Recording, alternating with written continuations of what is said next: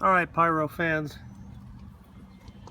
we're going to talk this morning about one way to bridge Ematch to visco so you can fire a cake real quickly without having to poke the first tube of the cake and stick your Ematch into the first tube lift powder. There's another way you can do it, and it will fire almost as fast. It's very fast.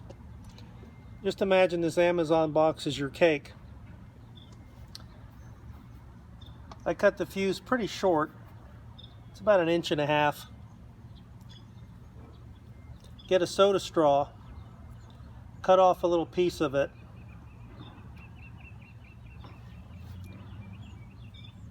put your Ematch into your soda straw, get some tape,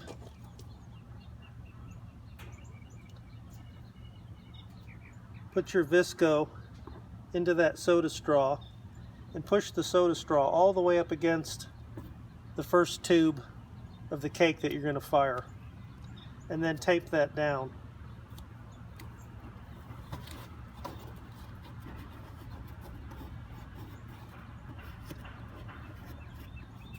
I would tape that more securely, but this is just for demonstration purposes to show that you're going to push the straw right up against the first tube. Cut the visco short enough so you can do that. Stick your Ematch in a little piece of soda straw. That'll give you near instantaneous fire of this cake. I'll use a D-cell battery to fire this Ematch.